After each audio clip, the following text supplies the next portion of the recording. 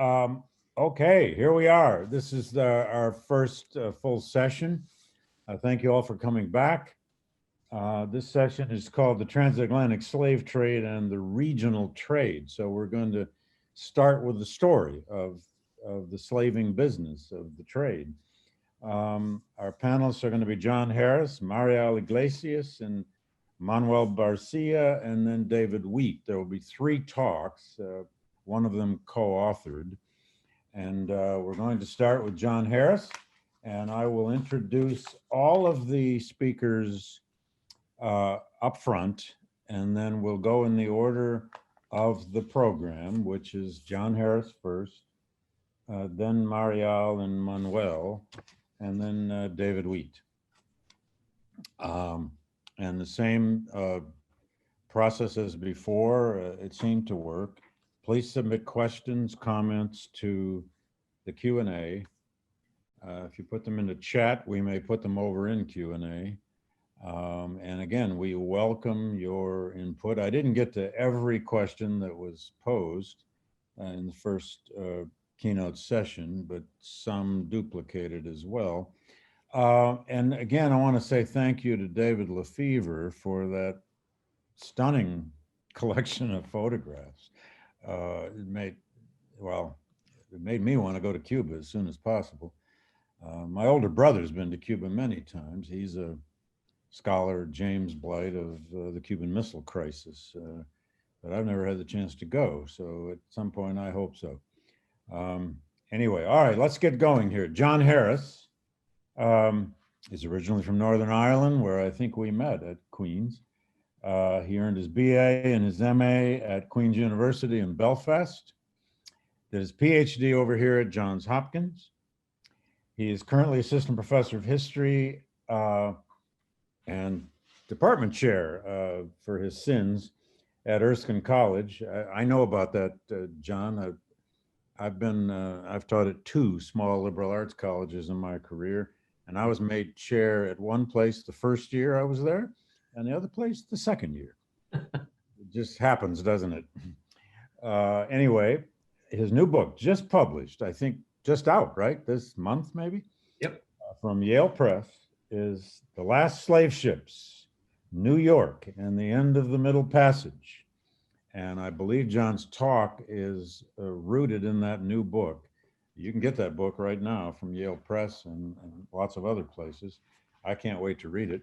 So John Harris will be first, then will be Marial and Manuel. Marial Iglesias Utse did her BA and MPhil at Moscow State University, and that's the Moscow in Russia, and her PhD in historical sciences at the University of Havana.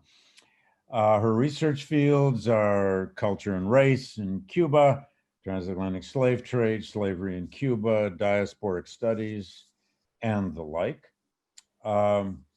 She has especially studied everyday life in Cuba, so we're gonna get to that. During particularly the period of the U.S. occupation, the military occupation from 1898 to 1902. Her book on that, entitled Las Metáforas del Cambio en la Vida Cotidiana, came out in 2003 in English translation, came out from UNC Press in 2011. It won a number of prizes from the American Historical Association, for one. She's had fellowships at Brown, at University of Michigan, from the Rockefeller Foundation, and she is now visiting research scholar at the Afro-Latin American Research Institute at the Hutchins Center at Harvard. She will be co-presenting here with Manuel Barcia. I'm not sure, but Manuel may be doing the presentation with Marial. I don't know how they've decided to execute that. And then David Wheat did his PhD at the University of Vanderbilt.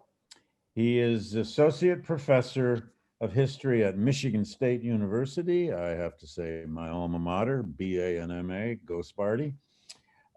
His book, Atlantic Africa and the Spanish Caribbean, won both. That book came out in 2016, won both the Lapidus Center's Harriet Tubman Prize and the American Historical Association's James Raleigh Prize, both very distinguished prizes. He's recently co-edited 2 collections of essays, one called The Spanish Caribbean and the Atlantic World in the Long 16th Century. Did that with Ida Altman.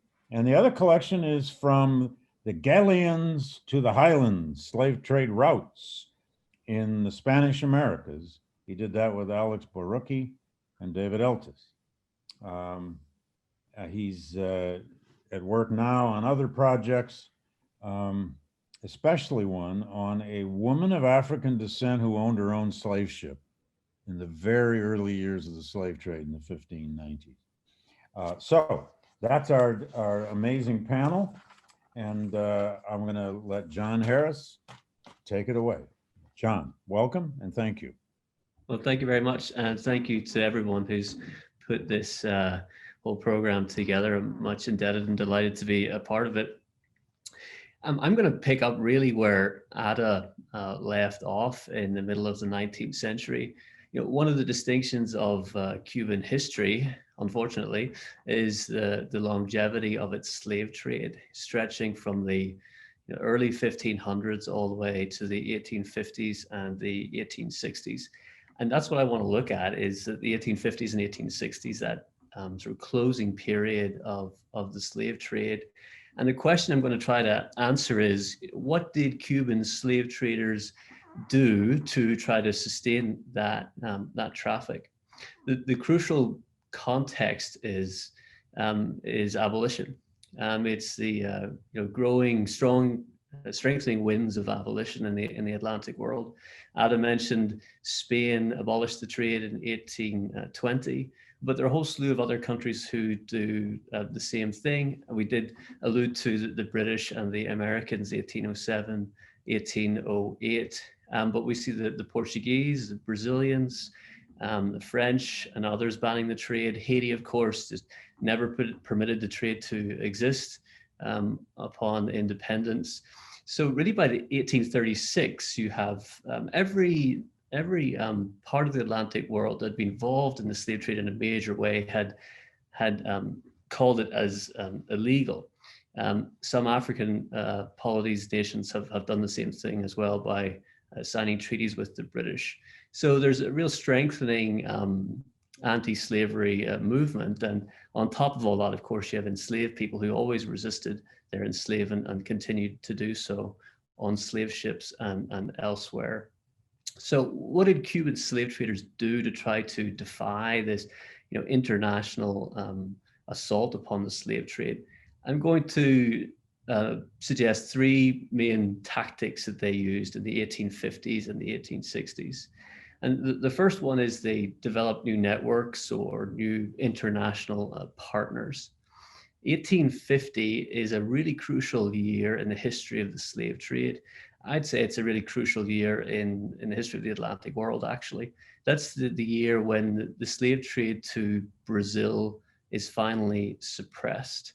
That's an illegal slave trade. It had been illegal for about 20 years, but it finally ends in 1850. This causes a major ruction in the South Atlantic, both on the Brazilian side and in the major slave export zone of West Central Africa. There in the South Atlantic, many slave traders depart from the trade, but some persist. And about a dozen or so slave traders up and leave from the South Atlantic and immigrate to the United States, and in particular to New York City.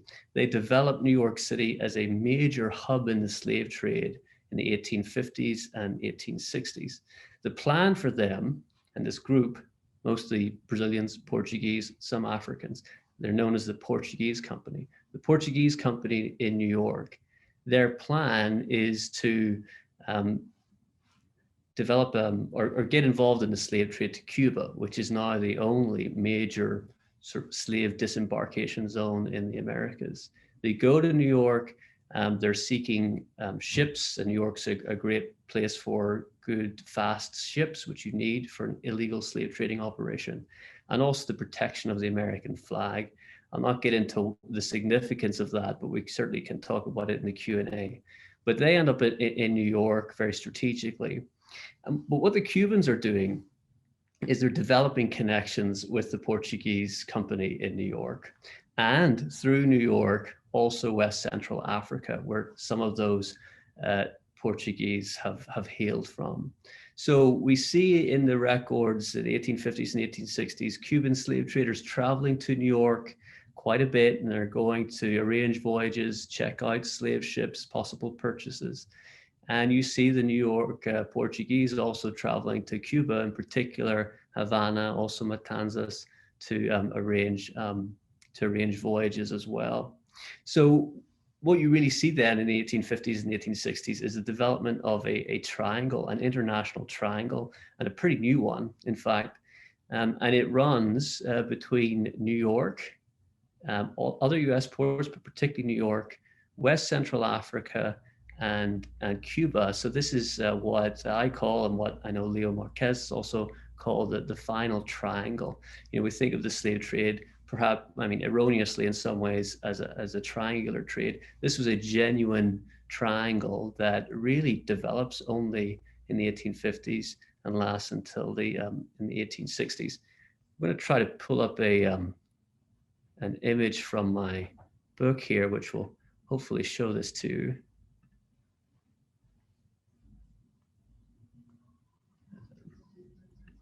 Let's see, hopefully you've got the right one there. These are the routes of ships entering the slave trade in the 1850s and 1860s, and you can hopefully see that they're coming from the United States, that they're also coming from Cuba as well. But it's the intertwined nature that I want to emphasize of the United States and Cuba, and the ships are going, of course, to Africa, and largely to West Central Africa. So the second point I would make is that Cuban slave traders are diversifying their investments in this period. This is a moment in which the slave trade is very lucrative. Slave traders can make 90% profits. They do that in some cases 90%. That's about 10 times the profit rate that was typically made 50, 100 years earlier when the trade was legal. So it's hugely profitable. It's also more risky. About 1 in 3 slave ships in the 1850s and 1860s does not arrive in Cuba. So there are profits to be made. There are also increased risks as well. So slave traders respond to this in a number of ways, but one of the ways they do it is to limit the risk by investing in other, you might say, related fields. So, for example, in the 1850s and 1860s, you see slave traders investing in bringing in indentured laborers from various places. China is one place. Another place is Yucatan. So this is legal, and the risks are lower. And you see, for example, Julian Zulueta. He is a Basque. He's the most infamous and powerful slave trader in the 1850s. He lives in Cuba from about the 1820s, the 1830s. He is one of the first investors in the sort of indentured servant trade from China in 1847. So he gets on that right away.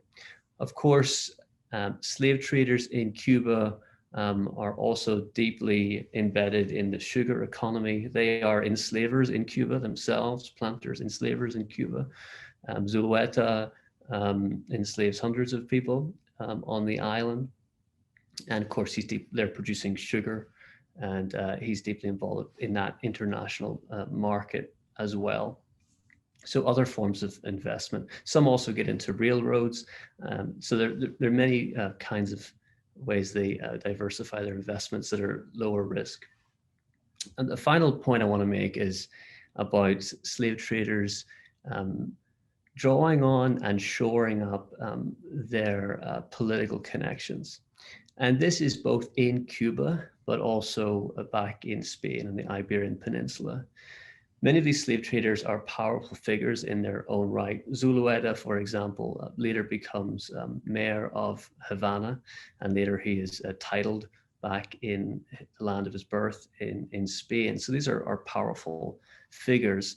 I mean, they're in the sugar industry and they're leading players in that field. And of course, by 1830, Cuba is producing more sugar than anywhere else on the face of the earth. So they are powerful figures in their own right.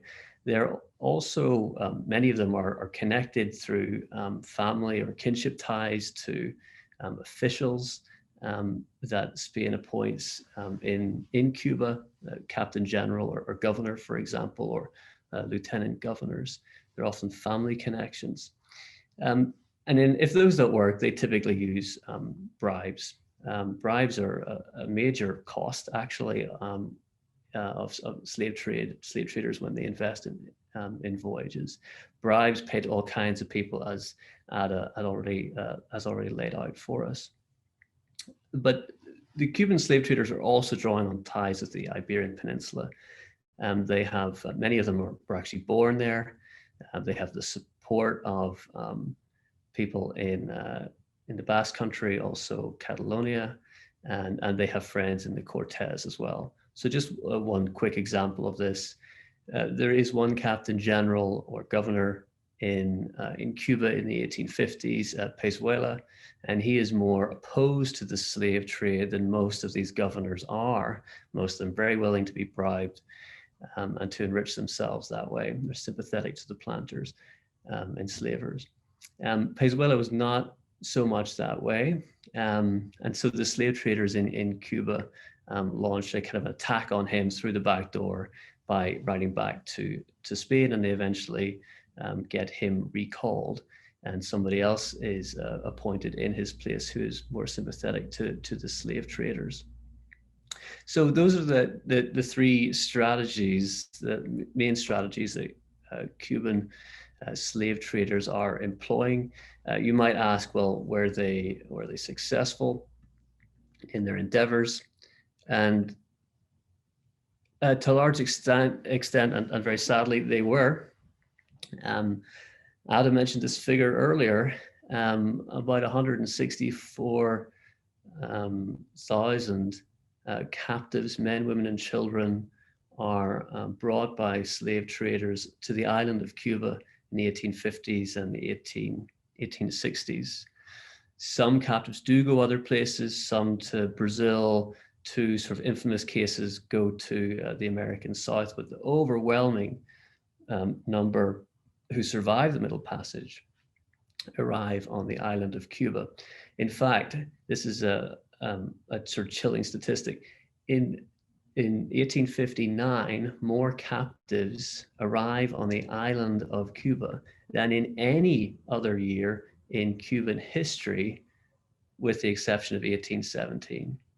We're talking about 30,000 captives or so in 1 year alone, 1859. So that gives you a sense of the effectiveness of Cuban slave traders' strategies in this period. I'll just finish off by saying the happier part of the story is that the slave trade does come to an end in 1866, 1867, and that's actually an international story again. It involves Spain, but it also very much involves the American Civil War, putting pressure on the slave traders, and ultimately that comes to bear in 1866 and 1867 with the end of the slave trade, in it, not just to Cuba, but it's in its entirety. So I will leave it there, and I'll look forward to your questions. Thank you, John. And you can, it's a great map, by the way. You can take your map off if you would. There we go. Okay, over to Marial and Manuel. Thank you. Okay, thank you very much. Okay, this is how we're going to play this one, David. Okay. We have a paper, and I'm going to read it in order to keep to time, because I don't want to be rambling. I don't like to read normally, but But if you see me going over time, please let me know, interrupt me, okay? Because we have ways of fitting this in. Sure. Okay, again, I want to thank everybody here for being present and listening to our paper. This is a work that Marial and we have been working on for a while now. And we have been looking at the illegal slave trade in the 19th century, especially in the West African coast, and how it had an impact on Cuba during these years. So the year 2020 marked 2 centuries since the formal abolition of the slave trade to Cuba. However, this centennial was not a cause for celebration. It recalls our collective shame. The slave trade, despite having been described by the European powers that signed the Vienna Treaty of 1815 as a calamity that devastated Africa, debased Europe, and afflicted all humanity, far from ceasing in 1815 or from 1815, thrived on the island for almost half a century thereafter. The slave trade was prohibited in England in 1807, in the United States in 1808, from 1818 in the French Antilles, in the Spanish Caribbean after 1820, and in Brazil only after 1830. However, about 1.5 million Africans, a large number of them children, arrived illegally in the Americas, most of them brought to Cuba and Brazil, the last countries in the Western Hemisphere to abolish the slave trade. Around half, or 500,000 African captives were introduced illegally to Cuba between 1820 and 1867, over just a few decades, contravening treaties that Spain had signed with Great Britain in 1817 and 1835, in open violation of the laws of nations, of Spanish legislation itself, of the moral principles of the Christian religion, and against the powerful currents of the age of revolution, abolition, and the spread of the notion of human rights, thousands of Africans became bundles in the dehumanized lingo of the slave dealers. They were packed as contraband goods into few square feet in the narrow holds of ships designed for rapid navigation to avoid the harassment of British cruisers. Not, of course, for comfortably transporting human beings. Since the first 1999 CD-ROOM version of the Transatlantic Slave Trade Database, the estimates for the number of Africans crossing the Atlantic to Cuba have increased exponentially. Until recently, the Cuban trade estimates main contribution came from Herbert Klein and David Murray, died recently, by the way, who tapped a set of sources from the Archivo General de Indias containing lists of arrivals for the years of the legality of the Spanish slave trade, meaning 1790 to 1820. Klein's database, however, was incomplete.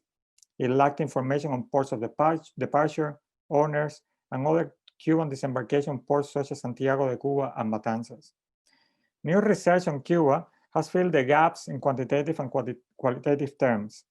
For the years of the legal slave trade, the research of Jorge Felipe Gonzalez, who I think is one of the attendees to this conference, has incorporated into the Transatlantic Slave Trade Database new voyages, qualitative details, and the slave trade to Santiago de Cuba that was not included before. Figures compiled by Alex Borucki and Greg O'Malley in the Intra-American Slave Trade Database, created and linked to the slave voyages in 2018, added about 120,000 enslaved people that arrived, not directly from Africa, but through the intra-American networks of forced migration. The Group of Study of Cuba Slavery, a team of scholars created in 2013 and led by Professor Maria del Carmen Barcia in Havana, also provided new data on Cuba's slave trade. Other significant contributors have been those made by David Witt and Mark Eagle for the 16th and the 17th centuries, Elena Schneider for the 18th century, and Maria de los Angeles Merino, Isnara Pereira, and Martin Rodrigo Arilla for the 19th century. Henry Lovejoy's work on the liberated Africans has also notably enriched our knowledge of the lives of survivors of Atlantic traffic into Cuba. The new additions for the Cuban slave trade database were crucial in concluding that the slave trade to Spanish America was more extensive than had been to the British West Indies. Both sources, the Transatlantic and the intra-Caribbean, combined. The total estimate of Cuban trade, the longest continuous slave trade in the Atlantic world, reached the figure of 1 million slaves, more than double the number of enslaved who reached the United States, a country 10 times bigger.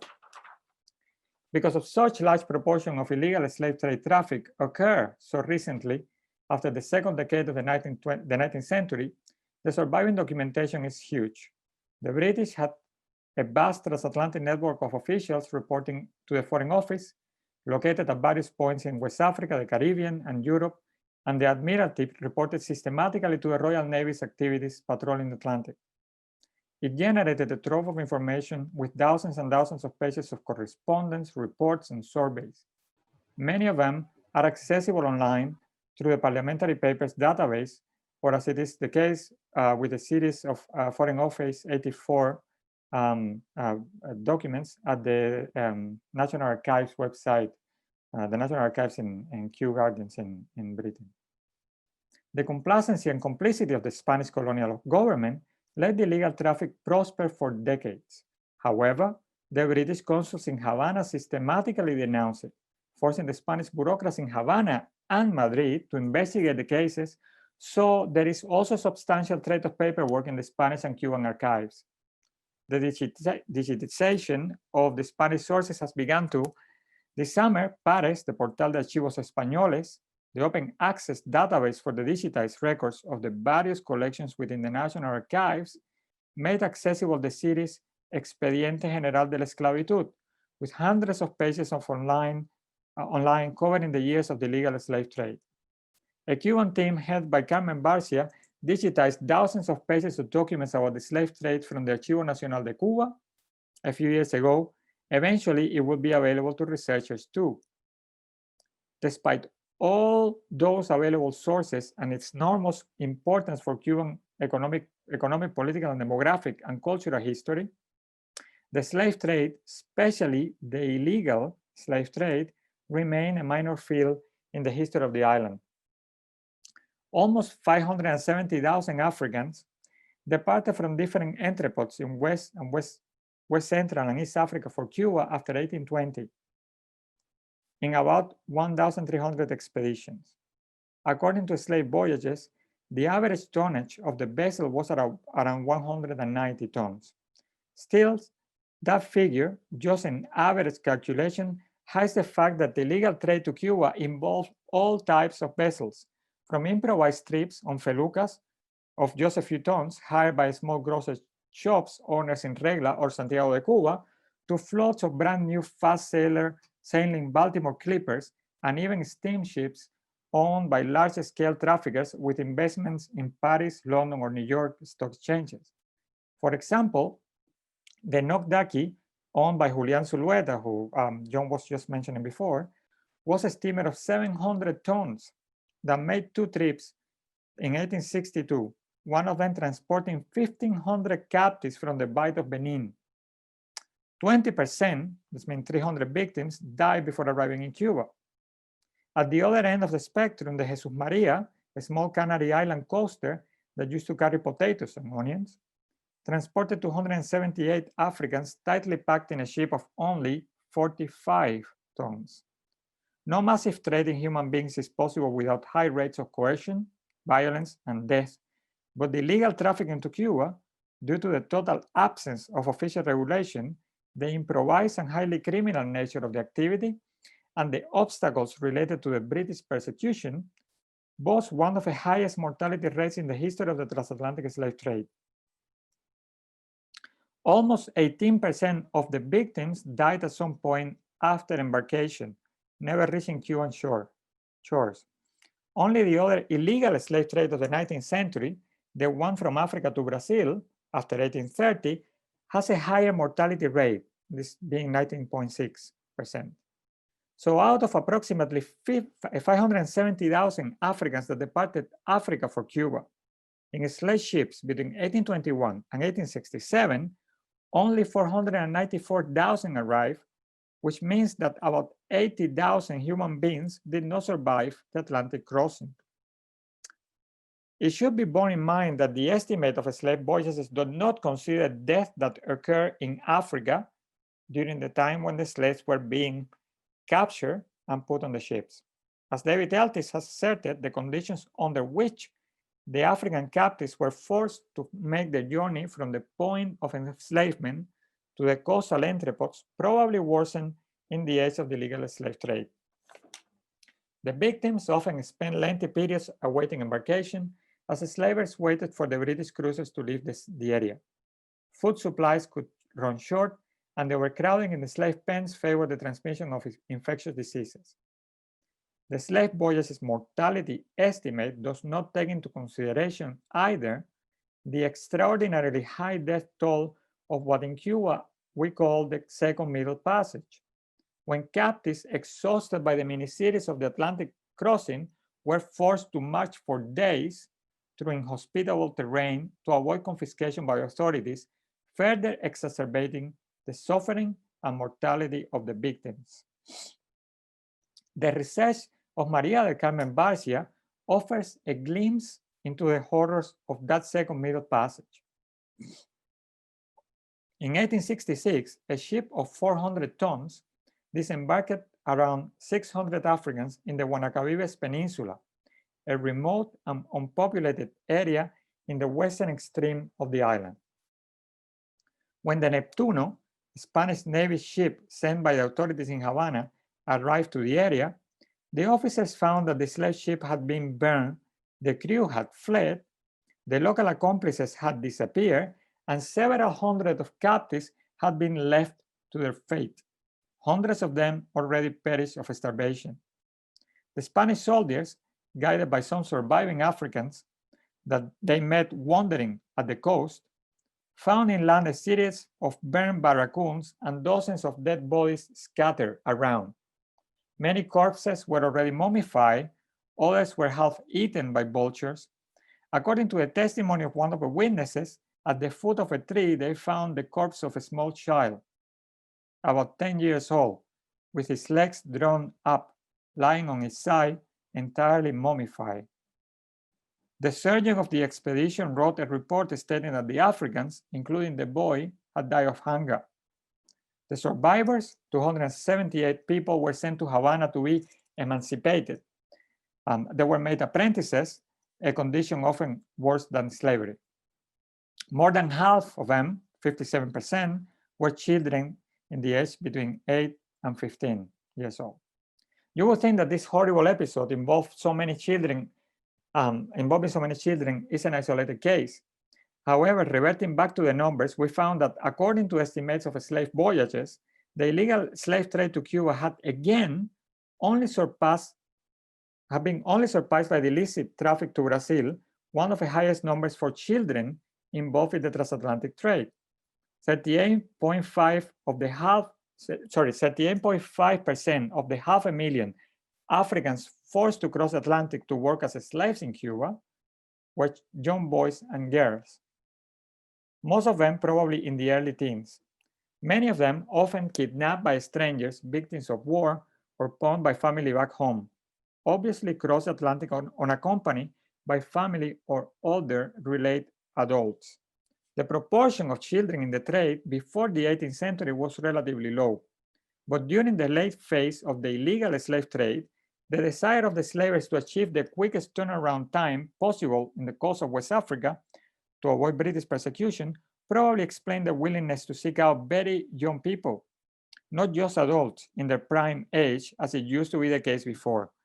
More children than adults could be loaded on ship decks, enabling so-called tight packing. The relative ease of controlling children, unable to rebel when held in confined spaces, as opposed to adult males, for example, probably explain the higher number of children in the ships during the legal phase of the slave trade. One of the cases mentioned before, the Jesus Maria, the one with only 45 tons, one of the smallest ships ever to cross Atlantic loaded with human cargo, was seized by the British Navy in December 1840 with 278 Africans crammed below deck. 32 captives died during the crossing. The ship's mate kept a diary tracking the losses of what he called bundles, an occurrence that happened almost every day during the Middle Passage. When the British took the ship, they were astonished to discover that most of the 278 remaining Africans on board were children between the ages of 6 and 15. Except for a woman in her 20s, no other adult was on board. Seasoned British officers were left struggling for words to describe what they considered to be one of the cruelest cases of human trafficking they had ever witnessed. The British sent the Jesus Maria to Havana, where the Mixed Commission Court adjudicated it in January 1841. The British crew got the bounty, the ship was sold, the captives were emancipated and later transferred to the Bahamas. The landing papers reveal high rates of diseases on board. After reaching the Bahamas, many of the children were hospitalized, while 11 more died before medical care was available. Once in the Bahamas, the survivors testified, and allegations of beatings, rapes, and murders soon followed. Several young girls of age between 9 and 14 reported being raped repeatedly by members of the crew. However, despite the British officials' formal accusations, the Spanish crew, including the captain that threw himself overboard in the port of Havana, escaped and their crimes were unpunished. So to conclude, according to Moreno Fraginal, between 1835 and 1860, when most of the Africans brought illegally to Cuba arrived on the island, the gross death rate in the sugar plantations of the western part of the island was of between 61 and 63%, a rate that is, without a doubt, catastrophic. It means that each year, more than 5% of active workers died and had to be replaced. A tremendously high child mortality rate due to an absolute lack of conditions for childcare in the plantations, and the low fertility rate of the female enslaved, combined with a very high masculinity rate, did the rest. The Afro-descendant enslaved population, unable to reproduce itself biologically, considerably decreased. By 1867, after the African slave trade's closure put an end to this massive forced migration, the number of slaves amounted to 402,167, when the free people of color totaled 248,000. A few decades later, according to the data of the 1899 census, Cuba only had 1.5 million, just over 1.5 million inhabitants. 58% of the population was classified as white, 17% as mixed race, and only 15% of the entire population of the island as Black. The illegal importation, to use the dehumanized language of the 19th century traders and Saccharocratas, of more than 500,000 Africans in just a few decades enriched a handful of property owners on a scale never seen before. Sugar mill owners and merchants in Cuba made enormous amounts of profit. The Spanish government made millions taxing the island's trade at the expense of incalculable amounts of suffering and the literal extinction of hundreds of thousands of Africans. Thank you very much.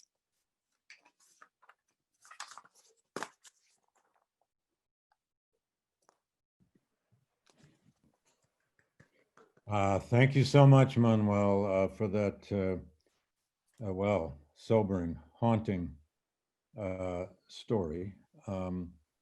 Marial, would you like to add anything at this point or wait for Q&A? I leave it to you.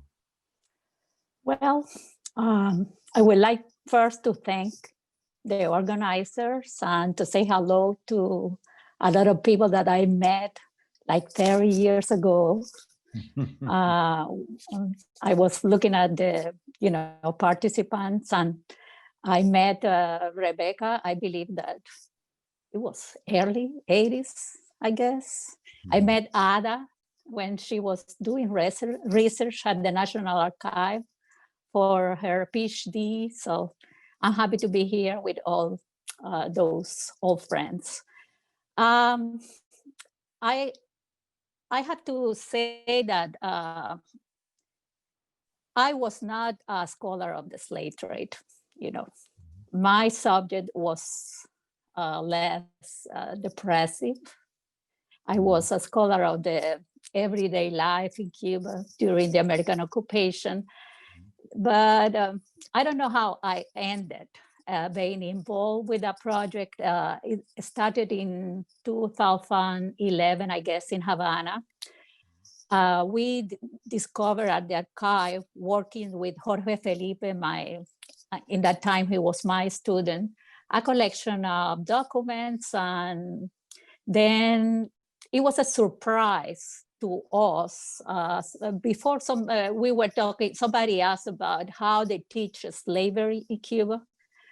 I went to school in the high school 70s, elementary school in the 60s. And then I went to Moscow State. We didn't talk that much about the slavery over there. But, you know, growing up in the middle of I'm a child of the Cuban Revolution, it was a surprise to me to find that amount of human misery in the archive, looking at the documents, you know, of the slave trade. We don't teach that in school. I believe that now I'm obsessed about how memory work. I believe that we Cubans have been dealing with denial. We have the longest slave trade to the Americas, and after Brazil, the longest slavery.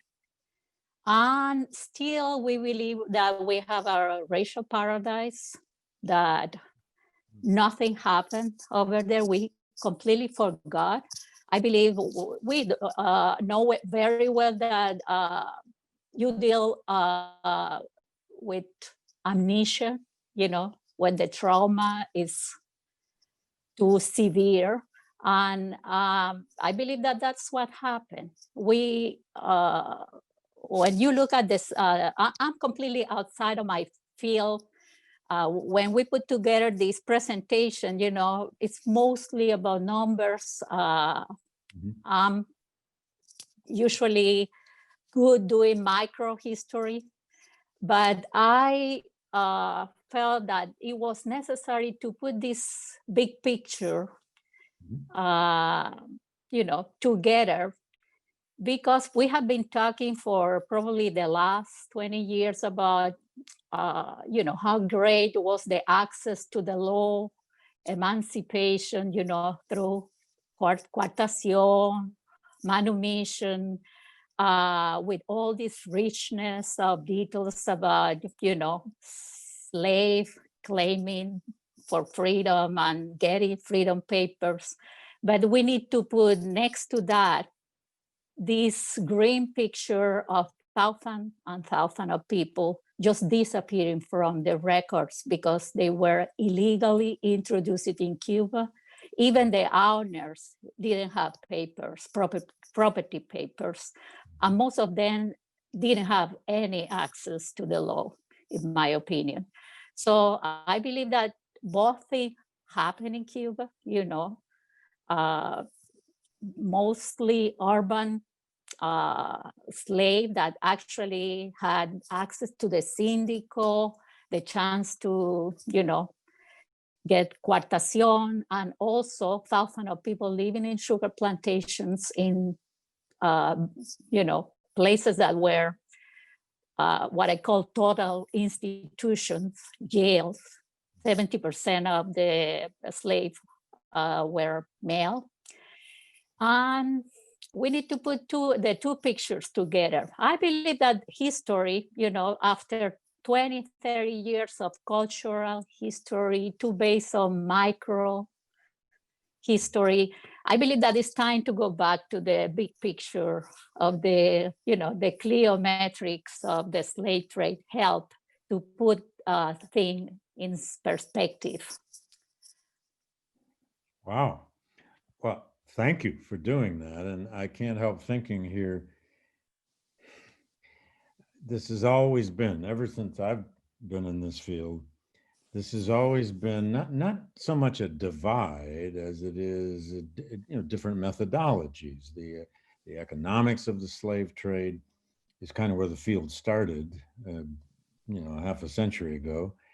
And there were rigorous, sometimes painful debates about the numbers of the slave trade. And the economic historians have taught us so much about how this business of the slave trade operated. But then there were always the tensions about what about the people?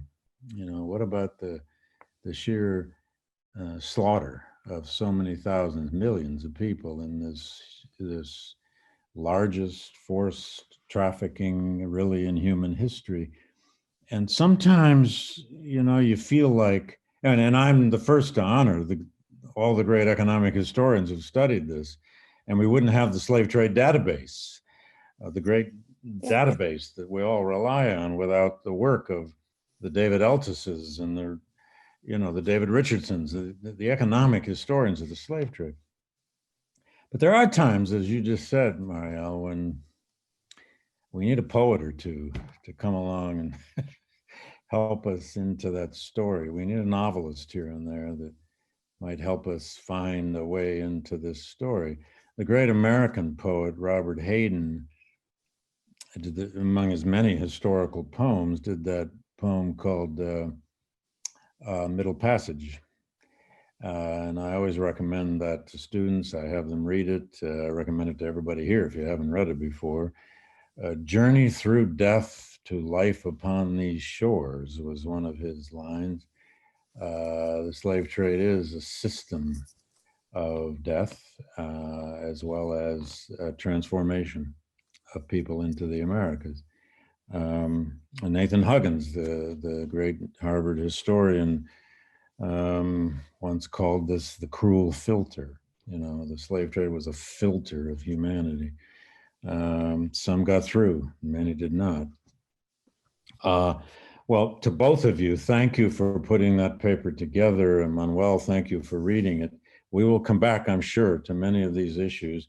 And we invite the questions coming in. But our next guest and our next speaker, of course, is David Wheat.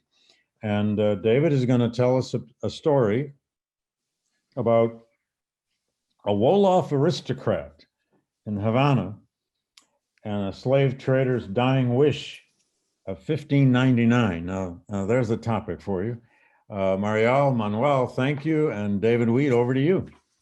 All right, thanks so much, David. I appreciate the kind introduction, and you know, regrettably, it won't be as poetic a story as I would like, right? But hopefully, it's interesting enough to whet everyone's appetite for a little bit of you know, 16th century Caribbean historical meanderings. All right, so one of the things I'm going to share my screen. Can you all hear me okay? I hope.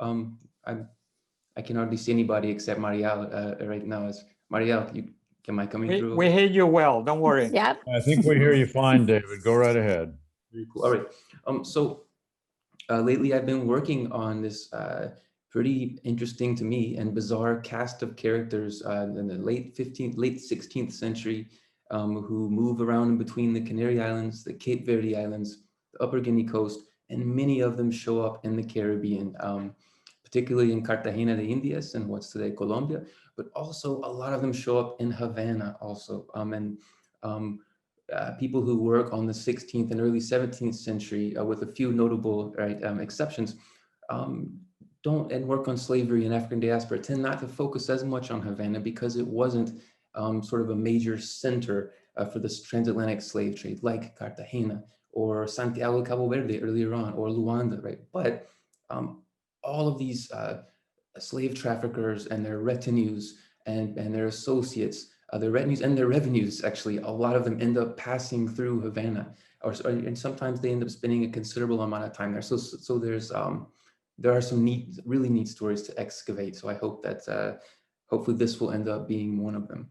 So let me share my little screen here, and I'll give you just a quick look. That's the closing one. Hold on. Okay, I have a few slides. I probably won't show all of them. Okay. So the person I want to talk about, it's really two people I really want to talk about. One of them, I'm glossing him as a slave trafficker, a slave trader here, Antonio de Moderator. He went to a lot of places, as was typical. He's born in the early 1550s, probably in a little town near Porto in Portugal.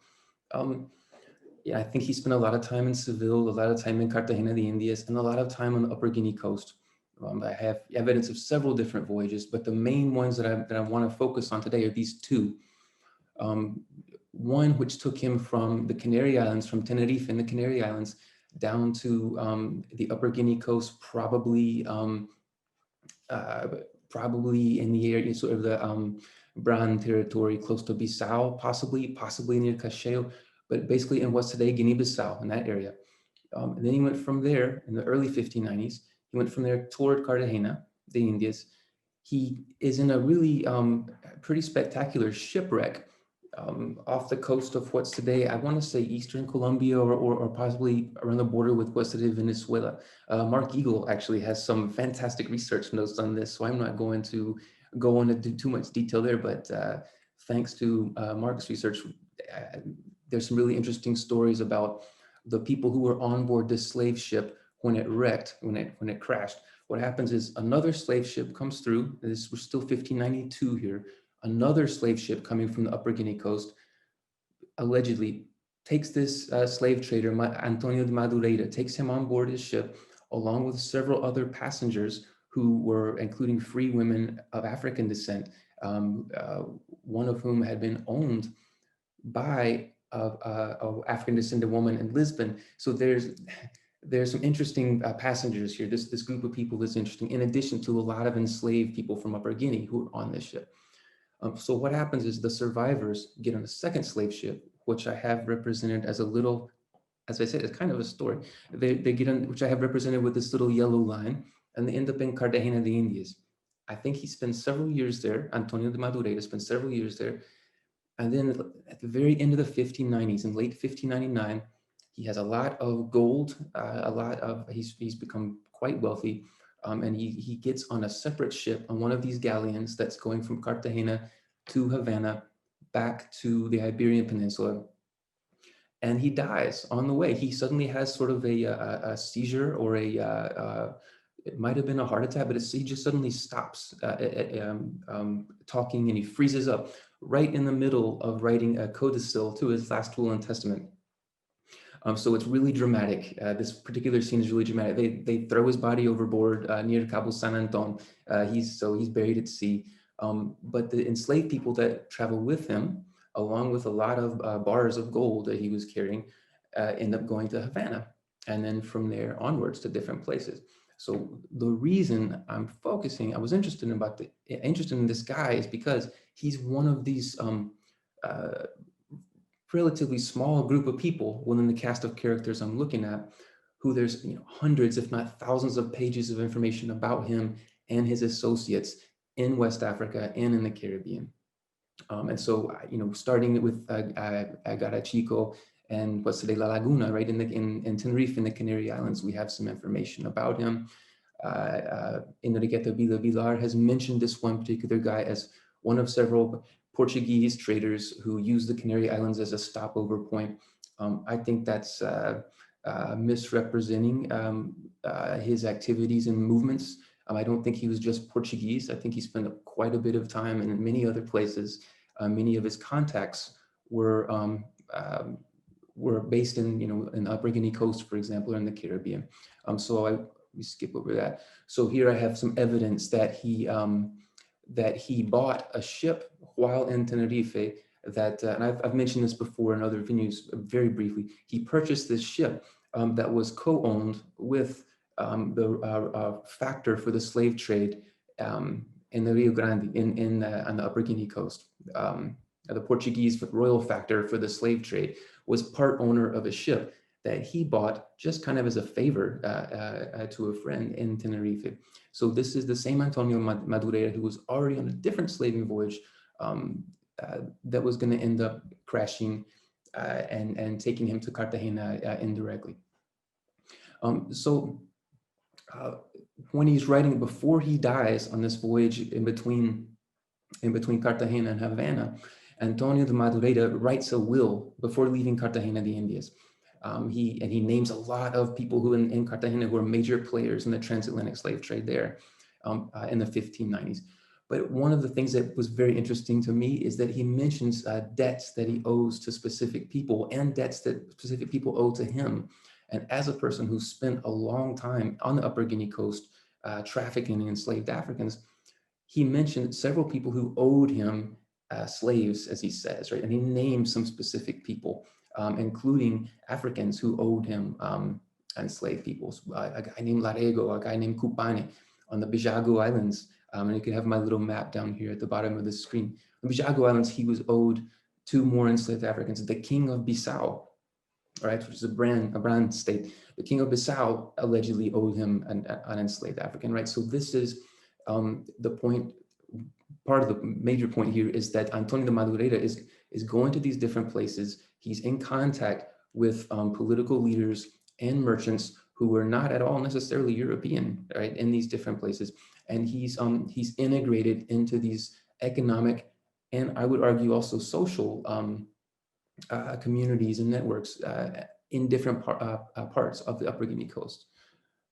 So he's, again, I think just treating him as a Portuguese slave trader is in a way silences, right, this other aspect of his and closely related aspect of his career, shall we say.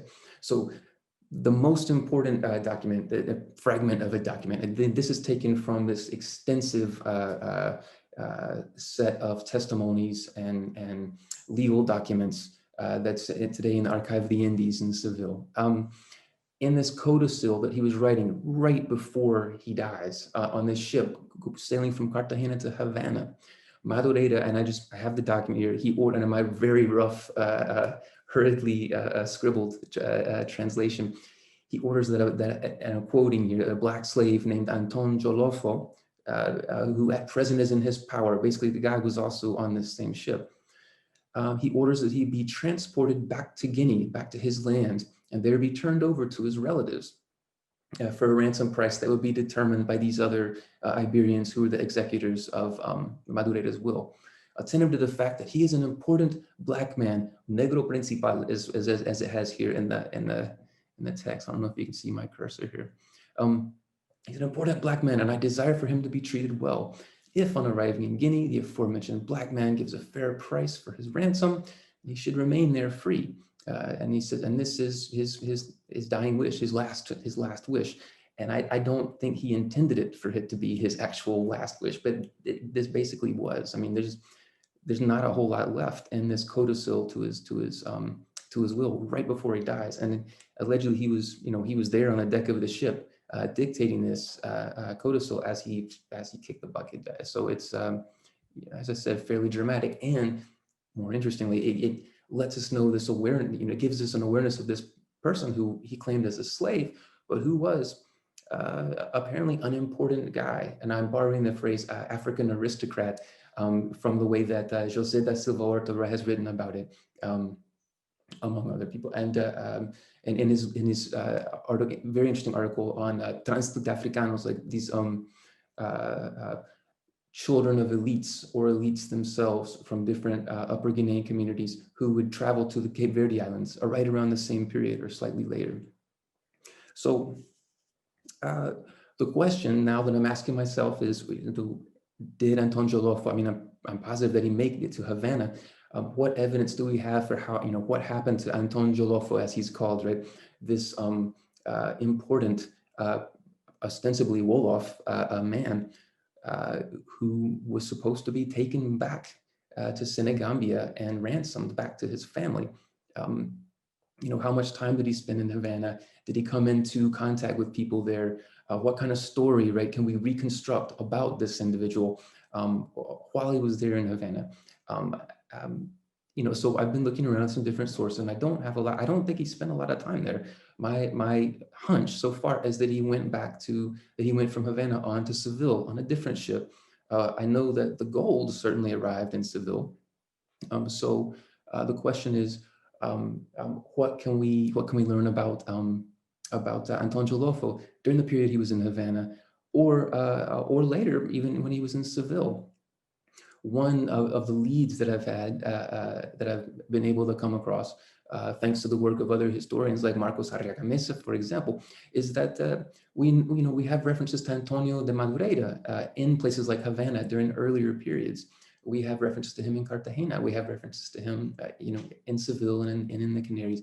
So by trying to track Madureira, right, I'm hoping to uncover more information about Anton Joloffe, and in this I think it's a very similar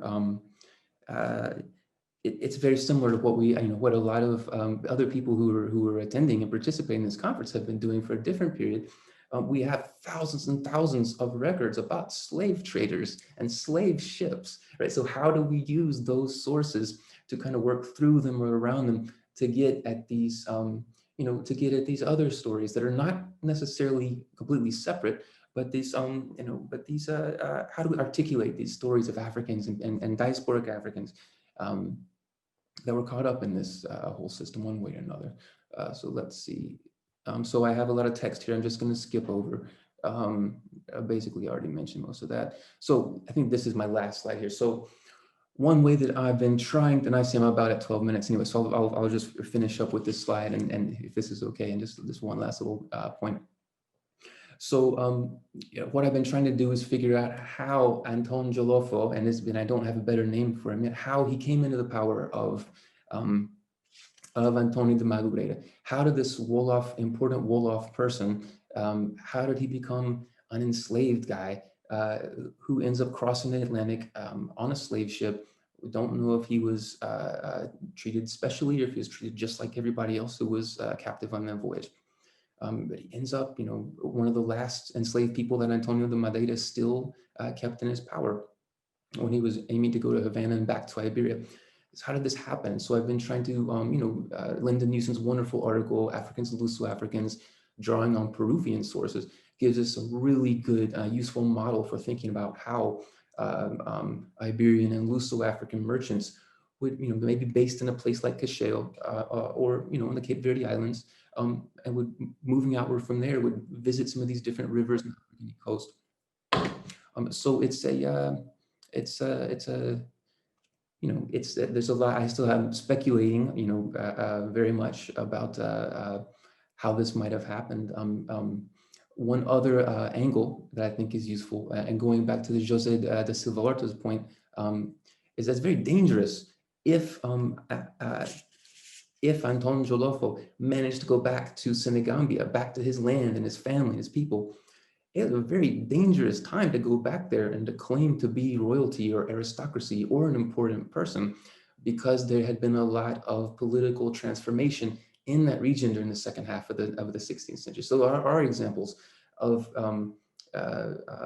elite Wolofs going back and getting in a lot of trouble, being killed because they claim to be members of the former ruling dynasty, right? So there's an Upper Ghanaian history angle that I also think is very interesting. And I think I'm almost at 15 minutes, so I better, let's see if I can stop sharing my screen here. And how do I even do this? Okay,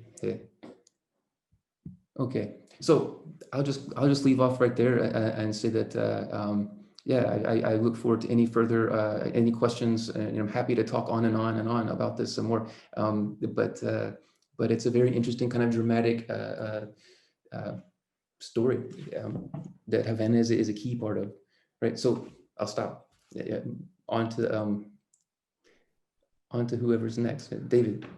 Well, David, thank you. I think there may be a question or two that is going to ask you to talk on and on, so fear not. We have a variety of questions that have already come in, a fair number of them about memory. I'll come back to that, so Marial, be ready. But if nobody minds, I'm going to dive in and ask John Harris a question, just to get him to dive a little deeper on what he gave us, and then I'll go to the Q&A. But we're welcoming questions out there in Atlantic slave trade land. John, would you dive down a little more for us? It's the heart of your book, I think, on that Portuguese company, which is operating in New York City in the 1850s, a city that is a very democratic, that is large D democratic city. It's to some degree a pro-slavery city. The relationships that they must have had with banks, Southern slaveholders, and so on. And so talk a little bit more about that world that got established right there in New York, feeding the Cuban trade. Yeah, thank you. Yeah, that's a really important issue. You know, in many ways, this is a question I get quite a lot. Are they American slave traders? You know, does this represent American involvement in the slave trade? Yeah. And, you know, well, I sort of lay it out in the book. I mean, these are individuals of the Atlantic world. The most significant slave trader in New York is born Cunha Reis. He's born in Portugal, was a slave trader in Brazil, slave trader on the African coast, and then in the 1855 comes to New York City. So, you know, these are the kind of individuals that you're talking about. They're, you know, multilingual. They've moved from various different countries, deeply experienced in the slave trade. They have commercial connections in New York City. They have to purchase a ship. They've got to outfit the ship. They pose as legal merchants. I don't see them developing strong political connections within the city. They have strong commercial connections. In fact, they set up a Masonic lodge, or they attach themselves to Cuban Masonic lodge. That's where they do a lot of their business dealings. So by and large, they prefer to be hidden and fairly out of sight.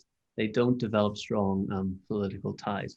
A lot of bribes are taking place, and they're going to, you know, all kinds of people who are supposed to be policing the traffic.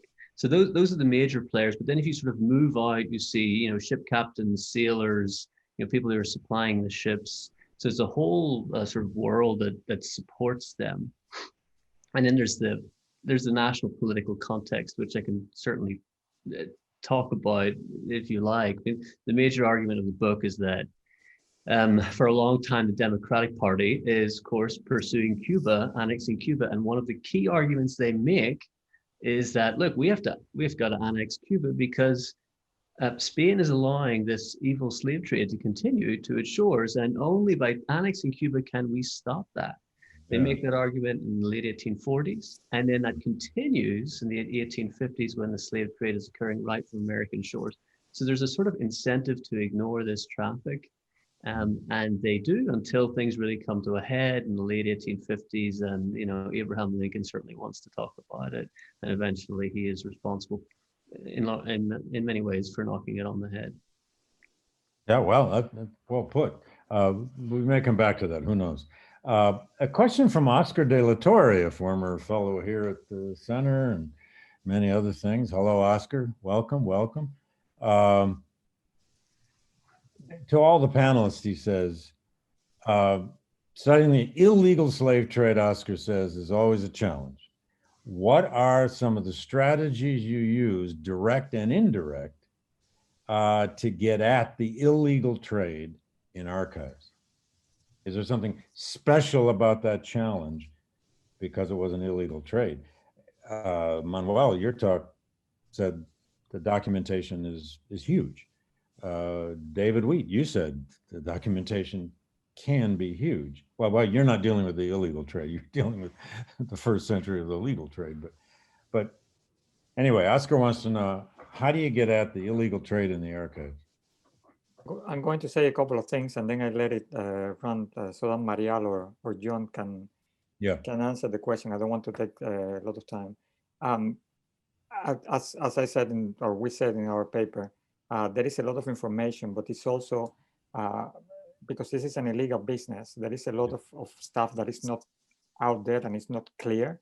There is a lot of deceiving in the sources. So there are, whereas we have plenty of information, as I said before, not only from the British, there is also information from the French, from the Spanish, from the Portuguese, from the Brazilians. There is really a lot of information, and quite a lot of people here in the audience and among the presenters in this conference, they have worked with this information, with these documents. Still, there is a challenge of how to read these sources and how to read the silences as well. Very often there are things they don't mention, and that you know they are happening. And there is a reason for that. I think that the other day I was making a point with this. One of the ways that British Navy crews would make sure that slave ship was involved in the transatlantic slave trade was by looking at the medicine chest they had on board. The amount of medicine they have, the amount of water they had, or the water casks they had, could determine whether this was a ship that was likely to involve in the slave trade or not. So little things that if you are not well aware of what's going on, may not jump out of a page there. But I think that Marial or John may want to. Just to clarify, Manuel, that would have been on a ship heading from a European port to Africa. Or from an American port. It could be from New York. And they get stopped by a British cruiser, and if they see a medicine chest on the ship, they think slave ship. Yeah. That actually, I found that fascinating in your book. I mean, I wouldn't have thought of that. Anyway, Marial, you want to weigh in on this one? The archive question. Well, the better way to get the big picture, the faster, it's to use the parliamentary papers database online, because the British were chasing the illegal slave trade for decades. And it's searchable. So you type a name, including a surname, and you can get in a few seconds to very interesting stuff. So that's the basic stuff, is to use the parliamentary papers database online if you have access to it. The other thing is, the illegal slave trade was a completely transnational enterprise with people sitting in Havana, in Cadiz, in Barcelona, bankers in London, traders in New York. So it's difficult to put together the whole picture. And the only way to do it is through collaboration. I have been trying to put together people working in different academic places. We often don't talk to each other. The Brazilians have their own, conference. In Spain, in Madrid, they have their own vision. They use, we have an issue. We organized a conference in Madrid last year. And, in the Cuban and in the Portuguese, Brazilian, we use the word negreros. That means, for slavers, and you cannot say that word anymore. So I was feeling uncomfortable coming from here in Madrid with people using that word in the names, but it's the way that it is. It's the practice that they have there. But going back to my point, we need to use collaboration and sharing of sources. For that, I have been working hard in this, trying to connect people. When it comes to Cuba, it's difficult to get permission to work in the archive. You need an academic visa, and that's a long and hard process. But we have been digitizing information. I don't have the rights to put it online because the documents belong to the National Archive. But if you are interested in the Cuban slave trade, you get in touch with me, and privately, I can just share what I have. I have zillions of pictures of the Cuban archive. That's fantastic, because you've just answered then, or begun to answer, a question from Margaret Breheny, who asked about digitized sources on this vast story. So thank you for doing that. John, you want to add here? You are a scholar now of the illegal trade. How do you get at it in the archives? Right. Well, it is difficult because where are your best treasures? Yeah, illegal slave traders are trying to keep the information from you. I mean, they're burning the ships, they are burning their documents, destroying the documents. So it's hard to, when the slave trade is legal, you've got the financial records and so on. But slave traders are trying to stop the historian. You're fighting them in a way to get out the story. So that's a challenge. But there is as Manuel said, an abundance of information because the slave trade has been policed.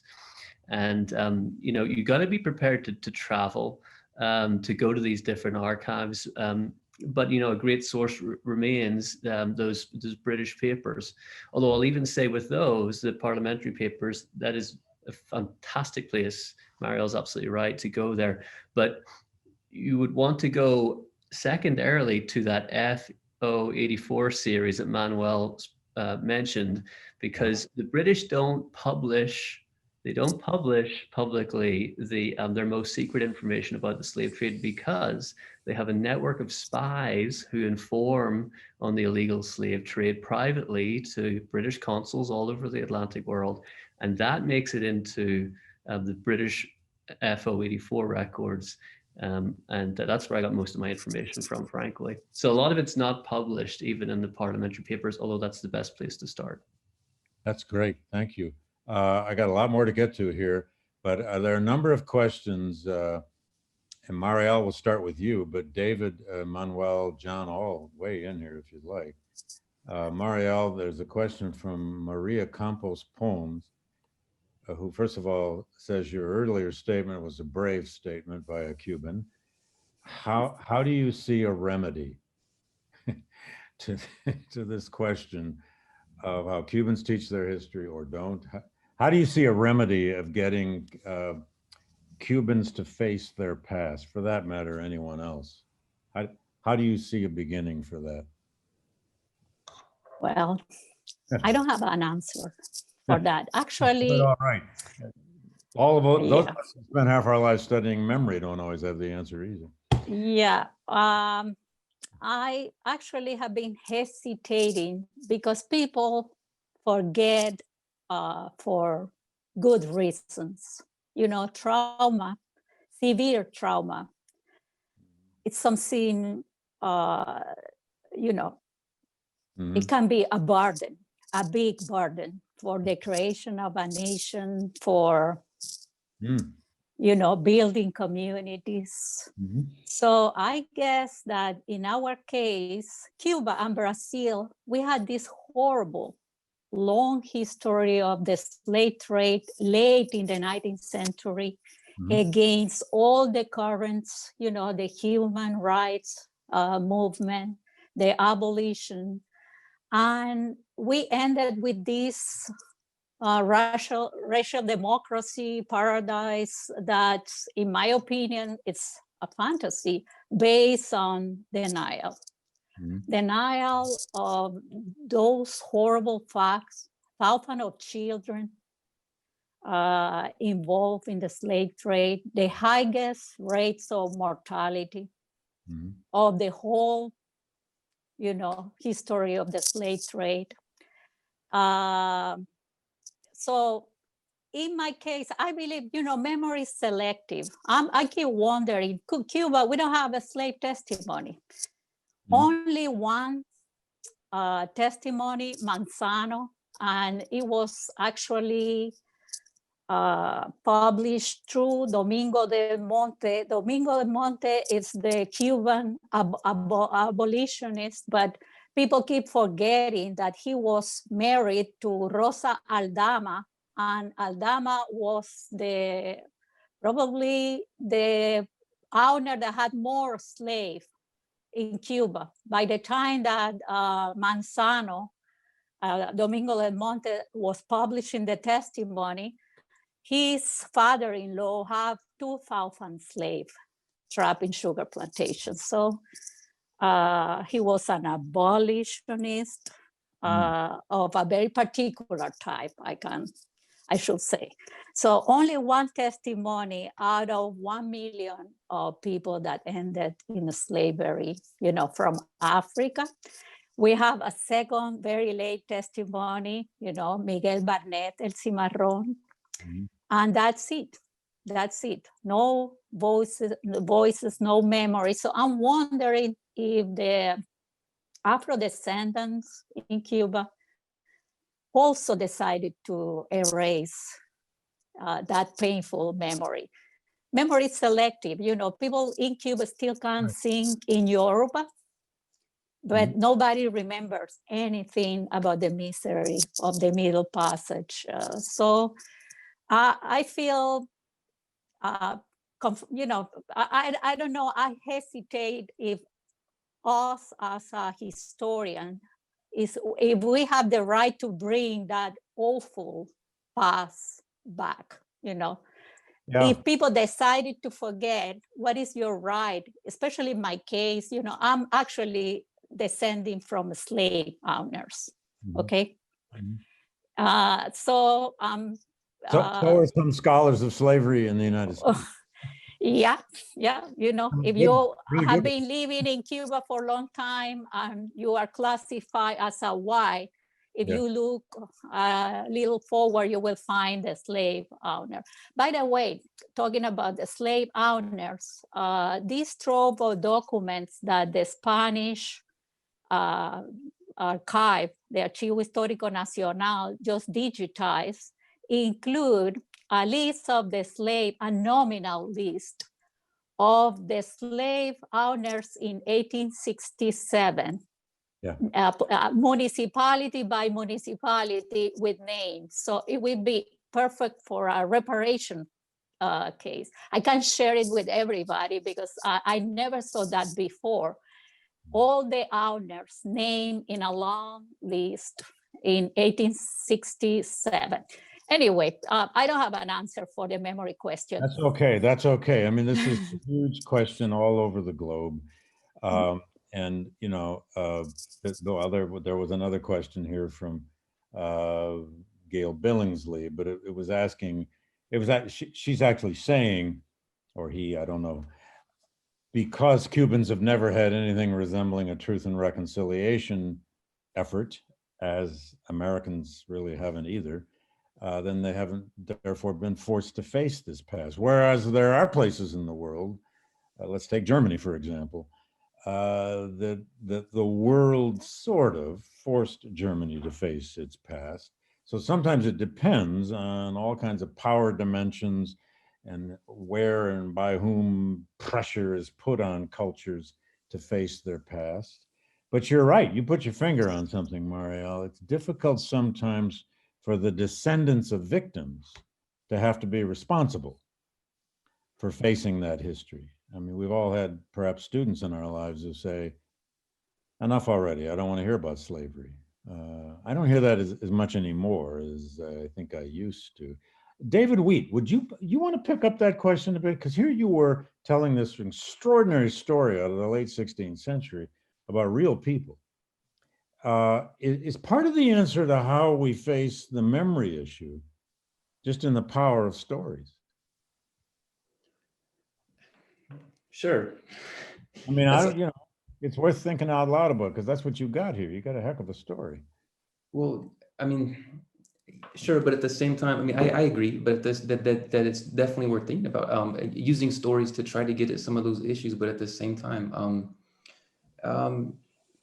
I think we have to be really careful, right? What story we're telling and who the audience is of the story, right? Because these are, I mean, I assume it's the same for my colleagues who work on different periods and places.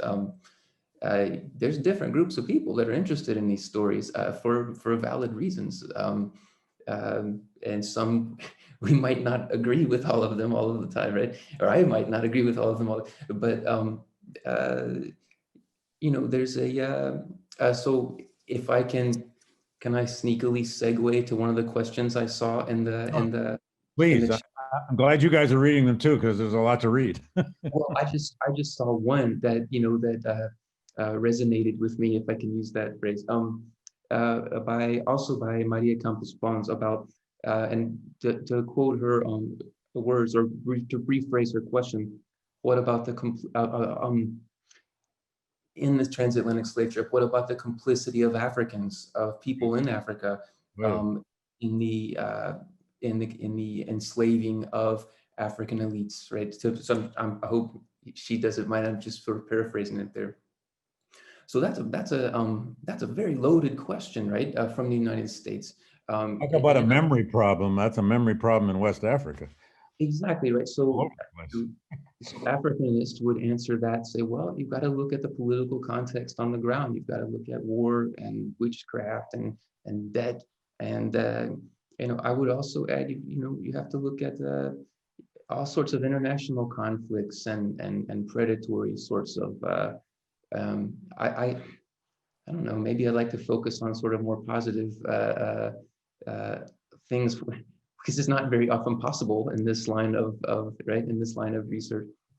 But you know, we have instances where elite Africans were working as sailors or interpreters on an Iberian ship. And the ship is captured by French or English mariners, and then the Africans are, well, this is an African, he's black, well, he's going to be a slave, and so they end up selling them in Cuba, for example. So I think this is pretty common too. So there's a lot of different stories we could tell, I guess. And I think, I mean, I think we're all limited, right, in how well we can answer all of them, but it's useful, I think, to try to be sensitive to the sort of multiple meanings that these stories have. And speaking of multiple, we had a question here, which may have been more of a comment than anything, about how many different languages you all in this research world have to work in, and how sometimes language is both the opening but also a barrier to your work. Alexandra Gelbard asks, with such a consistent focus on Havana, and having heard some mentions about Santiago de Cuba, can the panelists expand a bit more about the relationship of Santiago, Oriente, Cuba, within the transnational network of the slave trade? Is it all just about Havana, I guess, is that question. Who wants to take that up? Manuel, anybody? Well, Oh, go ahead. Yep. Please. You know, the Cuban historian and demograph, Juan Pérez de la Riva, always talk about the existence of two Cuba. He called it Cuba A and Cuba B. And Santiago is Cuba B, a place where plantation slavery never was that big. So Santiago have probably the highest rate of free people of color living in the city. Santiago have also, as a province, not just the city, the highest rate of Black people of color that actually owned land. And the race relationship were more flexible.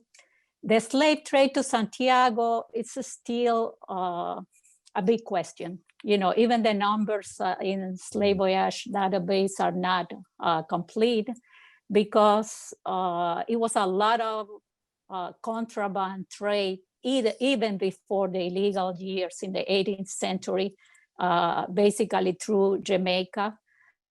But because sugar was not big in that area, actually it just got there in the 20th century after you know, the American occupation.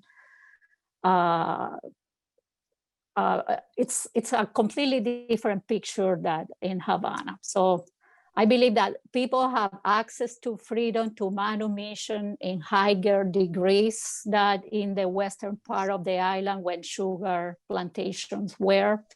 And probably Adriana Chira, who is here, will be talking about that. It's a different picture. And my point is that we need to put all those pictures together. In Cuba, working with the slave trade document, I found people, Africans, that bought, you know, paid for their freedom, and then bought tickets, sometimes in slavers, and went back to Africa. So that's the, you know, a great example of agency, when you even are able to go back to Africa, and at the same time, you have all these people with no names disappearing from the records, no papers, no access to anything. But in Santiago, the story is completely different, because they didn't have a sugar plantation slavery, or it was minor. It was more coffee plantation in the mountains, and coffee was a less devastated kind of crop. So anyway. Well, thank you. We're almost out of time, but I want to throw a couple more questions at you all, at least quickly. Manuel, you in the paper, the talk, you talked about the second Middle Passage, which I think you mean after arrival of all these Africans in Cuba. Would you talk a little bit about that process? I mean, how do you imagine your way into that, and what are the sources? What happens to an African when they arrive in whichever port? Then they are transported up island, down island. I mean, that must have been a business unto itself, just as the internal slave trade was in the United States. Yeah. Well, first of all, the actual term, the second Middle Passage, is being used by different people to mean different things. Well, that's true. That's true. So we have a second Middle Passage which is intended to the United States. I think in Brazil it has been used as well. Yeah. We are using it here in a different way, but there is also the many Africans who were liberated and taken to places like Sierra Leone, for instance, or St. Helena. They were embarked again and sent to the British Caribbean, and that was in itself a sort of second Middle Passage. So this is a really, really malleable term, right? So we use it with caution. But to answer your question, we know because we have colleagues, especially Cuban colleagues, who have been working on this for years. And I'm thinking of Marial and Barcia. And I remember a paper by Oilda Evia in Harvard a few years ago in a conference we had there organized by Alejandro and by Marial.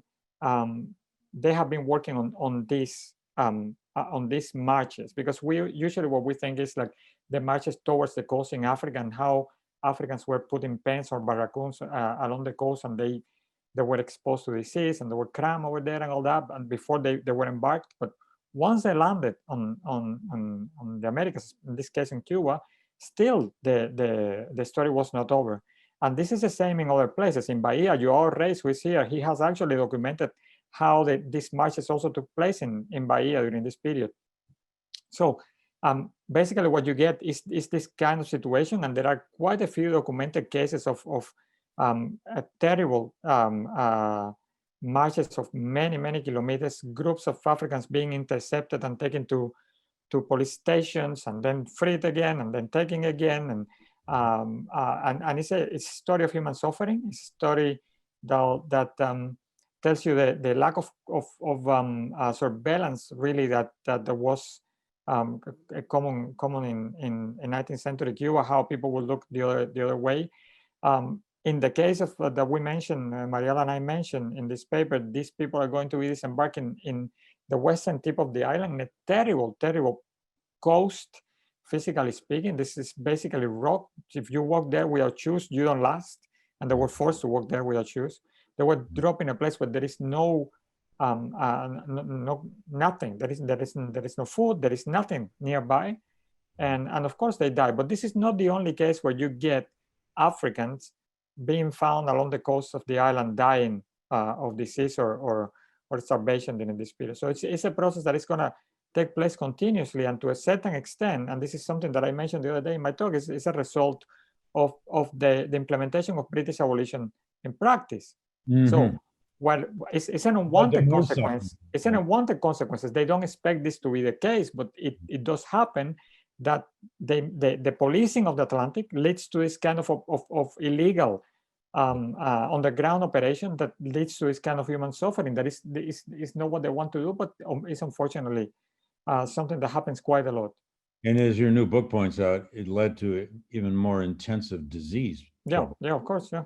Even on the ships of the British. I mean, I want to give some credit here to a couple of comments by Adriaan van Dijk, who is reminding us in the chat about how literature can give us access to stories of suffering and horror, but that also has its limits. She pointed out that Schindler's List was access to the Holocaust, and yet, as she contends, Schindler himself was a benevolent character, and that may have been why it worked, and so forth and so on.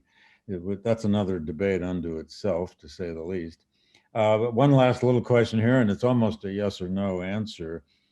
When Cuba ended slavery, did they give land and any kind of dues or home to the freed slaves?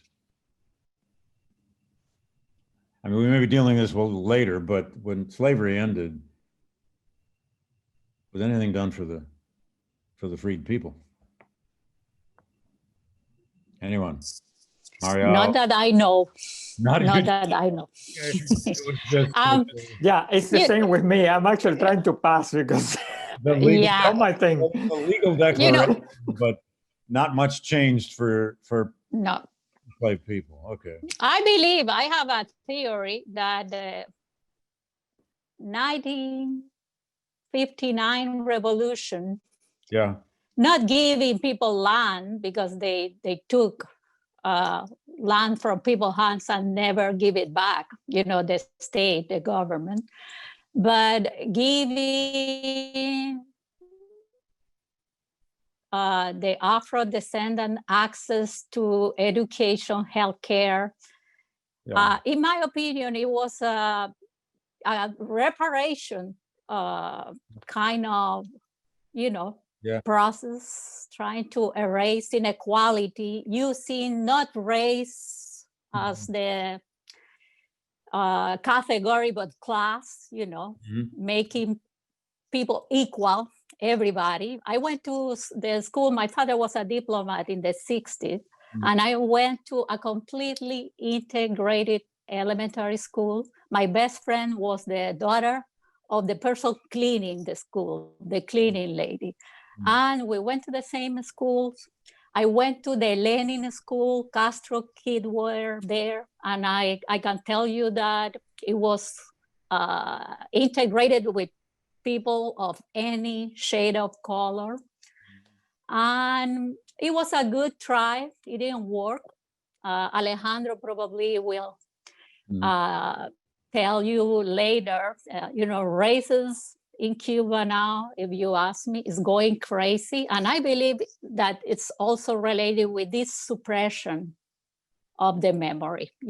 When you see the Cubans in Miami now supporting Trump, Yeah.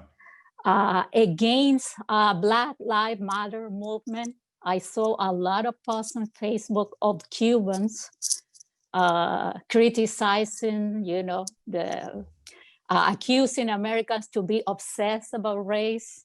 You can see what is behind. It's this, lie that we are a racial democracy. But the revolution, in the first years at least, was trying to repair the damage that sugar and the slave trade did to the country, in my opinion. It didn't work. But that old saying that all great myths have some kernel of reality in them. At the same time, they can do great damage. Yep. Anyway. Well, in my opinion, it was a plantation mentality, working in Cuba. They gave us the same food. We were wearing the same clothes. It was good to erase inequality, but very bad for individual rights and freedoms. Fair enough. Okay, I wish we had more time for this session. Thank you, Manuel, Marial, John, David. Everyone's applauding. It is now lunchtime. Everybody enjoy a sandwich. We'll be right back here as close to 1:30. Why don't we make it about 1:35? We'll start just a bit late, but not much. See you in 25, 30 minutes. Thank you, everybody.